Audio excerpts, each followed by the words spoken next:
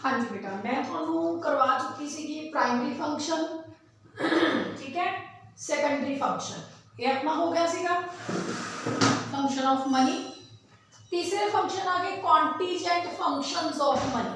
Contingent का मतलब की हुंदा अचानक, अचनचेत। जिवें जिवें सोसाइटी का डिवेलपमेंट होया उस तरह मनी नूं कई सारे काम करने पए जिहड़े कि पहला मनी नहीं करती सी। उन्हां कम्मां नूं बेटा आपां की कहने आ कॉन्टीजेंट फंक्शन ऑफ मनी। जिवें कि मैं लिखिया बोर्ड ते arise on account of economic development. ये जिहड़े फंक्शन है कॉन्टीजेंट फंक्शन ऑफ मनी है, ये डिवेलपमेंट जिमें जिमें इकोनॉमी की हुई है उमें उमें अराइज हुए हैं। इस पूरे लैक्चर च आपां ने की करना बेटा, एक तो आपां ने करना है कॉन्टीजेंट फंक्शन ऑफ मनी, दूसरा आपां ने करना है सोर्सेज ऑफ मनी, तीसरा आपां करना है फेस वैल्यू एंड इंस्टिंक्ट वैल्यू ऑफ मनी, चौथा आपां ने करना है क्लासिफिकेशन ऑफ द मनी। चार टॉपिक आपां इस वीडियो च कवर करने हैं। सब तो पहला कॉन्टीजेंट फंक्शन मनी केड़े केड़े करदी है। As I have already explained you that contingent functions are that functions that has arise due to economic development. जिवें जिवें इकोनॉमिक डिवेलपमेंट होया ये फंक्शन जिहड़े हैगे हैं मनी नूं करने पए। कॉन्टीजेंट फंक्शन सब तो पहला केड़ा है basis of credit creation. Credit creation की हुंदा है? क्रेडिट क्रिएशन हुंदा है जिहड़ा उधार बैंक लोकां नूं दिंदे हैं वो क्रेडिट, ठीक है। क्रिएशन हुंदा पैदा होना।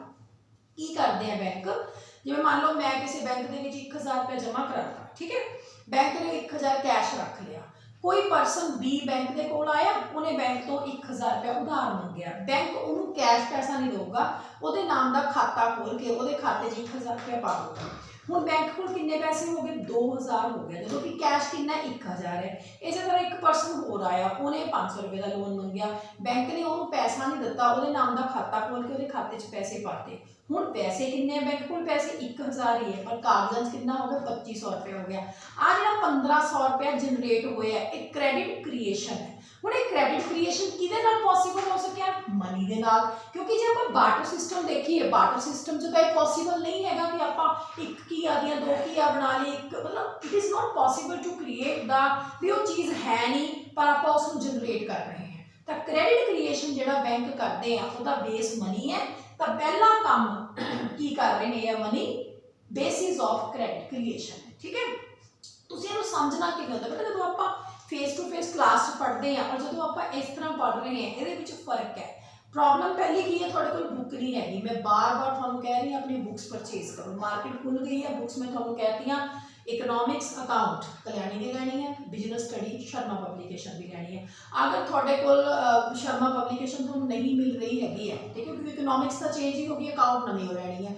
अगर शर्मा पब्लिकेशन थोड़ा नहीं मिल रही है तो तुम मैंने दसो, मैं थोड़ा पिछले साल वाले बच्चों के फोन नंबर दे दूँगी। गर्ल्स हैं उन्होंने अलग तो दे दूँगी, बॉयज़ को अलग तो। पिछले साल वाले बच्चे उन्होंने सारिया ने बिजनेस स्टडी दी बुक्स नवियां परचेज करियां सी। देवर 40 स्टूडेंट अप्रॉक्सीमेट अपनी अकैडमी 40 बच्चे सीगे, तो वो 40 तो आराम नाल बुक मिल जूगी, ठीक है। पर अपनी बुक्स परचेज करो। करना की होंदा तुसीं इहनूं कापी च लिख लिया सी, मैं तुहानूं एक दिन पहला भेजता सी, अपनी कापी में ओपन कर लो। पहला पॉइंट मैं तुहानूं समझाता बेसिस ऑफ क्रेडिट क्रिएशन, मैं तुहानूं ये समझाता भी की चीज़ है। इहनूं सुन के वीडियो को पॉज कर लो, वो पैरा पढ़ो सारा, ठीक है। फिर वीडियो चलाओ। अगला पॉइंट मैं करवाने लगी मैक्सिमाइजेशन ऑफ सैटिस्फैक्शन। हुण इहनूं सुनो, इस तरह करके नाल दे नाल पढ़ीदा हुंदा, ठीक है। दूसरा की है मैक्सिमाइजेशन ऑफ सैटिस्फैक्शन। देखो बेटा, आपां नूं पता एक प्रोड्यूसर हुंदा, एक कंज्यूमर हुंदा। कंज्यूमर की चाहुंदा है कि मैं वध तो वध खाण दी सैटिस्फैक्शन लवां। प्रोड्यूसर की चाहुंदा है मैं प्रॉफिट दी वध तो वध सैटिस्फैक्शन लवां। हुण कंज्यूमर खाण दी सैटिस्फैक्शन तुसीं पिछले साल पढ़िया सीगा कि एक कंज्यूमर जिहड़ा हैगा वो किस तरह वध तो वध सैटिस्फैक्शन लै सकदा है। ਇਹਦੇ ਲਈ ਆਪਾਂ पढ़िया सी मार्जिनल यूटिलिटी ऑफ एक्स बटा price of x equal to marginal utility of money. Equation तुसीं करी सी ना, marginal utility of money, money आ गई ना, तो मनी नाल ही आपां जिहड़ा हैगा मैक्सिमाइजेशन ऑफ सैटिस्फैक्शन कर सकते हैं। चाहे वो प्रोड्यूसर की सैटिस्फैक्शन प्रॉफिट है, चाहे वो कंज्यूमर की सैटिस्फैक्शन उसकी कंजम्पशन है, ठीक है। तो मैक्सिमाइजेशन ऑफ सैटिस्फैक्शन भी मनी नाल होया। ये तो बाद मैं अगला पॉइंट छड्डता, ओहदी आपां लोड़ नहीं है। अगे आ जाओ bearer of option. Bearer of option का मतलब हुंदा कि अपनी मर्जी है मनी दे नाल। अपने को पैसा आ गया, ਆਪਾਂ ਚਾਹੇ उस पैसे ਨੂੰ ਆਪਣੀ ਕੋਈ ਦਵਾਈਆਂ ਤੇ ਖਰਚ ਕਰ ਦਈਏ, ਚਾਹੇ ਆਪਾਂ उस पैसे ਨਾਲ टीवी परचेज कर ਲਈਏ, ਚਾਹੇ उस पैसे ਨਾਲ ड्रैस परचेज कर ਲਈਏ। मतलब मनी ਦੇ ਆਉਣ ਦੇ ਨਾਲ ਸਾਡੀਆਂ ਆਪਸ਼ਨਸ ਕ੍ਰੀਏਟ ਹੋ ਗਈਆਂ, ਸਾਡੀ ਮਰਜ਼ੀ ਜਿਹੜੀ ਹੈਗੀ ਉਹ ਚੱਲ ਪਈ ਵੀ ਆਪਾਂ ਮਨੀ ਦੇ ਨਾਲ ਆਪਣੀ ਮਰਜ਼ੀ ਦੇ ਨਾਲ ਉਸਨੂੰ ਖਰਚ ਕਰ ਸਕਦੇ। ਜਿਵੇਂ ਬਾਰਟਰ ਸਿਸਟਮ ਦੇ ਵਿੱਚ ਆਪਾਂ ਕਿਸੇ ਤੋਂ ਕੰਮ ਲੈ, ਆਪਾਂ ਕਿਸੇ ਦਾ ਕੰਮ ਕੀਤਾ ਤਾਂ ਉਹਨੇ ਸਾਨੂੰ ਲਾਈਕ ਉਹ ਫਾਰਮਰ ਆ, ਉਹਨੇ ਸਾਨੂੰ ਅਨਾਜ ਦੇਤਾ, ਆਪਣੀ ਚੁਆਇਸ ਨਹੀਂ, ਆਪਾਂ ਨੂੰ ਅਨਾਜ ਹੀ ਲੈਣਾ ਪੈਣਾ, ਪਰ ਮਨੀ ਦੇ ਵਿੱਚ ਆਪਣੇ ਕੋਲ ਚੁਆਇਸ ਹੈ, ਆਪਾਂ ਕੁਝ ਮਰਜ਼ੀ ਪਰਚੇਸ ਕਰ ਸਕਦੇ ਹਾਂ। ਤਾਂ ਇਹਦੇ ਨਾਲ ਬੈਰਰ ਆਫ ਆਪਸ਼ਨ ਜਿਹੜਾ ਹੈਗਾ ਉਹ ਜਨਰੇਟ ਹੋਇਆ। ਤੇ ਗਰੰਟੀ ਆਫ ਸੋਲਵੈਂਸੀ, ਸੋਲਵੈਂਸੀ ਦਾ ਮਤਲਬ ਹੁੰਦਾ ਕੋਈ ਕਿੰਨਾ ਕੁ ਸਟਰੋਂਗ ਹੈ, ਫਾਈਨੈਂਸ਼ੀਅਲੀ ਕਿੰਨਾ ਕੁ ਸਟਰੋਂਗ ਹੈ, ਤਾਂ ਇਹ ਮਨੀ ਤੋਂ ਹੀ ਪਤਾ ਲੱਗਦਾ ਹੈ ਨਾ। ਕੋਈ ਦੇਸ਼ ਕੋਲ ਜ਼ਿਆਦਾ ਪੈਸਾ ਮਤਲਬ ਸਟਰੋਂਗ ਹੈ। ਅਮਰੀਕਾ ਤੋਂ ਸਾਰੇ ਕਿਉਂ ਡਰਦੇ? ਕਿਉਂਕਿ ਸਟਰੋਂਗ ਹੈ। ਚਾਈਨਾ ਤੋਂ ਕਿਉਂ ਡਰਦੇ? ਕੋਵਿਡ-19 ਚਾਈਨਾ ਨੇ ਸਾਰੇ ਕਹਿ ਰਹੇ हैं भी ਉੱਥੋਂ ਜਨਰੇਟ ਹੋਇਆ, ਫਿਰ ਵੀ ਕੋਈ ਉਹਨੂੰ ਓਪਨਲੀ ਨਹੀਂ ਕਹਿ ਰਿਹਾ ਕਿਉਂਕਿ ਫਾਈਨੈਂਸ਼ੀਅਲੀ ਸਟਰੋਂਗ ਹੈ। ਇਸੇ ਤਰ੍ਹਾਂ ਕੋਈ ਵੀ ਕੰਟਰੀ ਕਿੰਨੀ ਕੁ ਸਟਰੋਂਗ ਹੈ, ਕੋਈ ਪਰਸਨ ਕਿੰਨਾ ਕੁ ਸਟਰੋਂਗ ਹੈ, ਕਿੰਨੀ ਕੁ ਉਹਦੀ ਸੋਲਵੈਂਸੀ ਹੈ, ਇਹ ਮਨੀ ਤੋਂ ਹੀ ਪਤਾ ਲੱਗਦਾ ਹੈ। ਤਾਂ ਮਨੀ ਇਜ਼ ਗਰੰਟੀ ਆਫ ਸੋਲਵੈਂਸੀ ਹੈ। ਤੇ ਫਿਫਥ ਪੁਆਇੰਟ ਹੈ ਲਿਕੁਇਡਿਟੀ ਆਫ ਕੈਪੀਟਲ। ਲਿਕੁਇਡਿਟੀ ਦਾ ਮਤਲਬ ਕੀ ਹੁੰਦਾ ਬੇਟਾ? ਲਿਕੁਇਡਿਟੀ ਦਾ ਮਤਲਬ ਹੁੰਦਾ ਕੈਸ਼ ਪੈਸਾ। ਆਪਣੇ ਕੋਲ ਮਨੀ ਦੇ ਆਉਣ ਨਾਲ ਹੀ ਕੈਸ਼ ਪੈਸਾ ਆ ਸਕਿਆ, ਅਦਰਵਾਈਜ਼ ਤਾਂ ਆਪਣੇ ਕੋਲ ਬਾਰਟਰ ਸਿਸਟਮ 'ਚ ਤਾਂ ਗੁੱਡਸ ਹੁੰਦੀਆਂ ਸੀਗੀਆਂ ਸਿਰਫ, ਹੈ ਨਾ। ਤਾਂ ਕੈਪੀਟਲ ਦੀ ਲਿਕੁਇਡਿਟੀ ਮਨੀ ਨਾਲ ਹੋਈ ਹੈ। ਇਹਦੇ ਵਿੱਚ ਇਹਦੇ ਕੋਲ 3 ਪੁਆਇੰਟ ਤੁਹਾਡੀ ਬੁੱਕ ਵਾਲਾ ਐਕਸਪਲੇਨ ਕਰ ਰਿਹਾ ਕਿ ਮਨੀ ਦੀ ਜਿਹੜੀ ਲਿਕੁਇਡਿਟੀ ਹੈ, ਕੈਸ਼ ਜਿਹੜੀ ਆਪਾਂ ਮਨੀ ਰੱਖਦੇ ਹਾਂ, ਕੈਪੀਟਲ ਨੂੰ ਕੈਸ਼ ਕਰਤਾ ਮਨੀ ਨੇ, ਹੈ ਨਾ। ਕੈਪੀਟਲ ਨੂੰ ਕੈਸ਼ ਕਰ, ਜਿਵੇਂ ਇੱਕ ਮਸ਼ੀਨ ਹੈ, ਕੈਪੀਟਲ ਹੈ, ਉਹਨੂੰ ਆਪਾਂ ਵੇਚ ਕੇ 50,000 ਕਮਾ ਲਿਆ, ਕੈਸ਼ ਹੋ ਗਿਆ, 50,000 ਸਾਡੇ ਕੋਲ ਕੈਸ਼ ਆ ਗਿਆ, ਲਿਕੁਇਡਿਟੀ ਆ ਗਈ। ਆਪਾਂ 3 ਆਬਜੈਕਟ ਨੂੰ ਲੈ ਕੇ ਲਿਕੁਇਡ ਪੈਸਾ ਆਪਣੇ ਕੋਲ ਰੱਖਣਾ ਪ੍ਰੈਫਰ ਕਰਦੇ ਹਾਂ। ਪਹਿਲਾ ਸਾਡਾ ਹੁੰਦਾ ਟ੍ਰਾਂਜੈਕਸ਼ਨ ਮੋਟਿਵ। ਟ੍ਰਾਂਜੈਕਸ਼ਨ ਮੋਟਿਵ ਦਾ ਮਤਲਬ ਹੁੰਦਾ ਕਿ ਆਪਾਂ ਪੈਸੇ ਨੂੰ ਖਰੀਦ ਵੇਚ ਕਰਨ ਵਾਸਤੇ ਆਪਣੇ ਕੋਲ ਰੱਖਦੇ ਹਾਂ, ਠੀਕ ਹੈ। ਦੂਸਰਾ ਹੁੰਦਾ ਪ੍ਰੀਕਾਸ਼ਨਰੀ ਮੋਟਿਵ, ਸਾਵਧਾਨੀ ਉਦੇਸ਼। ਆਉਣ ਵਾਲੇ ਸਮੇਂ 'ਚ ਸਾਨੂੰ ਕੋਈ ਦਿੱਕਤ ਆ ਸਕਦੀ ਹੈ, ਕੋਈ ਬਿਮਾਰੀ ਆ ਗਈ, ਕੋਈ ਦੁਰਘਟਨਾ ਹੋ ਗਈ, ਫॉर दैट ਅਸੀਂ ਪੈਸਾ ਲਿਕੁਇਡ ਫਾਰਮ 'ਚ ਆਪਣੇ ਕੋਲ ਰੱਖਣਾ ਹੁੰਦਾ, ਉਹਨੂੰ ਆਪਾਂ ਕਹਿੰਦੇ ਹਾਂ ਪ੍ਰੀਕਾਸ਼ਨਰੀ ਮੋਟਿਵ। ਤੀਸਰਾ ਹੁੰਦਾ ਸਪੈਕੂਲੇਟਿਵ ਮੋਟਿਵ। ਸਪੈਕੂਲੇਟਿਵ ਦਾ ਮਤਲਬ ਹੈ ਕਿ ਸੱਟਾ, ਮਤਲਬ ਹੈ ਤਾਂ ਸੱਟਾ ਲਗਾਉਣਾ, ਪਰ ਉਹ ਸੱਟਾ ਨਹੀਂ ਹੈ ਜਿਹੜਾ ਆਪਾਂ ਜੂਆ ਬਾਰ 'ਚ ਲਗਾਉਂਦੇ ਹਾਂ, ਲੋਕ ਲਗਾਉਂਦੇ ਆ। ਇਹ ਸਪੈਕੂਲੇਸ਼ਨ ਦਾ ਮਤਲਬ ਹੁੰਦਾ ਕਿ ਤੁਹਾਨੂੰ ਬਾਜ਼ਾਰ ਨਾਲੋਂ ਜ਼ਿਆਦਾ ਨੌਲੇਜ ਹੈ, ਤੁਸੀਂ ਬਾਜ਼ਾਰ ਦੇ ਵਿੱਚ ਅੰਦਾਜ਼ਾ ਲਾਇਆ ਵੀ ਇਹ ਚੀਜ਼ ਦੀ ਪਾਰਟਿਕੂਲਰ ਦੀ ਡਿਮਾਂਡ ਹੋਣ ਵਾਲੀ ਹੈ, ਤੁਸੀਂ ਉਸ ਚੀਜ਼ ਨੂੰ ਸਟਾਕ ਕਰਕੇ ਰੱਖ ਲਿਆ, ਮਤਲਬ ਤੁਸੀਂ ਸਪੈਕੂਲੇਸ਼ਨ ਕਰੀ ਹੈ, ਸੱਟਾ ਕਰਿਆ ਵੀ ਉਹਦੀ ਡਿਮਾਂਡ ਹੋ ਵੀ ਸਕਦੀ ਹੈ, ਨਹੀਂ ਵੀ ਹੋ ਸਕਦੀ। ਜੇ ਉਹਦੀ ਡਿਮਾਂਡ ਹੋਗੀ ਤਾਂ ਤੁਹਾਨੂੰ ਫਾਇਦਾ ਹੋ ਗਿਆ, ਬਾਕੀ ਲੋਕਾਂ ਕੋਲ ਸਮਾਨ ਹੈ ਨਹੀਂ, ਤੁਹਾਡੇ ਕੋਲ ਹੈਗਾ, ਤੁਸੀਂ ਵੱਧ ਰੇਟ ਤੇ ਸੇਲ ਕਰਕੇ ਪ੍ਰੋਫਿਟ ਕਮਾ ਲਿਆ। ਮਾਰਕੀਟ ਦੇ ਵਿੱਚ ਬਾਕੀਆਂ ਨਾਲੋਂ ਜ਼ਿਆਦਾ ਨੌਲੇਜ ਰੱਖ ਕੇ ਪੈਸਾ ਕਮਾਉਣਾ, ਇਹਨੂੰ ਸਪੈਕੂਲੇਟਿਵ ਮੋਟਿਵ ਕਿਹਾ ਜਾਂਦਾ ਹੈ। ਤਾਂ ਲਿਕੁਇਡਿਟੀ ਆਫ ਕੈਪੀਟਲ ਜਿਹੜੀ ਹੈਗੀ ਹੈ 3 ਪਰਪਸ ਲਈ ਆਪਾਂ ਰੱਖਦੇ ਹਾਂ, transaction motive, precautionary motive and speculative motive, ਠੀਕ ਹੈ। ਇੱਥੇ ਤੁਹਾਡੇ ਫੰਕਸ਼ਨ ਆਫ ਮਨੀ ਕੰਪਲੀਟ ਹੋ ਗਏ ਹੈ। ਪ੍ਰਾਇਮਰੀ ਫੰਕਸ਼ਨ, ਸੈਕੰਡਰੀ ਫੰਕਸ਼ਨ ਤੇ ਇਹ ਕਿਹੜੇ ਸੀਗੇ? ਕੰਟੀਜੈਂਟ ਫੰਕਸ਼ਨ ਆਫ ਮਨੀ। ਬਿਲਕੁਲ ਸਿੰਪਲ ਹੈ। बेसिस ऑफ क्रेडिट क्रिएशन है, मैक्सिमाइजेशन ऑफ सैटिस्फैक्शन है, बैरर ऑफ ऑप्शन है, गारंटी ऑफ सॉल्वेंसी है, लिक्विडिटी ऑफ कैपिटल। हुण आओ जी सोर्स ऑफ मनी। मनी कित्थों पैदा होंदी है?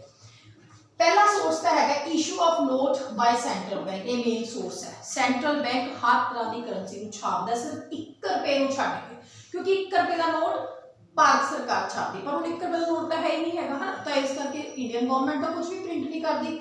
तो पहला सोर्स साडे कोल की आ गया नोट दा, सेंट्रल बैंक दे वल्लों पैसे इशू करे जाने। ਇਹਦਾ मतलब ਇਹ नहीं है कि सेंट्रल बैंक जिन्नी मर्जी करंसी प्रिंट कर लूगा, ਐਵੇਂ नहीं ਹੁੰਦਾ। ਇਹਦੇ ਲਈ ਬਕਾਇਦਾ इंटरनेशनल मॉनेटरी फंड बनाया गया, IMF बनाया गया है। जिन्ने भी करंसी आप प्रिंट करना चाहते हैं उन्ने का गोल्ड सानू IMF को रखना पैंदा, फिर आप करंसी प्रिंट कर सकते हैं। ਐਵੇਂ नहीं कि आपकी मर्जी नाल जिन्ने मर्जी नोट छापी जाओ, ठीक है। मतलब पहला जिहड़ा सोर्स है करंसी का वो सेंट्रल बैंक हो गया। दूसरा क्रेडिट क्रिएशन, मैं तुहानू ऑलरेडी समझा चुकी है क्रेडिट क्रिएशन की हुंदा है।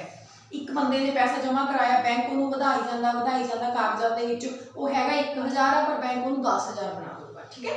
एक प्रोसैस नूं क्रेडिट क्रिएशन कहते हैं। इहदे नाल भी पैसा जनरेट हुंदा है ते सेंट्रल बैंक वालों प्रिंट करके भी पैसे की जनरेशन होंदी है, ठीक है। हुण अगे आओ जी, फेस वैल्यू एंड इंस्टिंक्ट value of money. Face value की है, उहदे पर लिखा होया की है, जिवें 2000 का नोट है उहदे पर 2000 लिखा होया है, तो उसकी फेस वैल्यू कितनी हो गई हैगी है? 2000। Face value means what is written on the currency. ते इंस्टिंक्ट वैल्यू की है? About what is made of, कादी बनी हुई है। जिवें जे आपां देखिए पुराने सोने चांदी के सिक्के, उहदे पर लिखा होया एक तोड़ा, उहदे पर वेट भी 1 तोले ही है।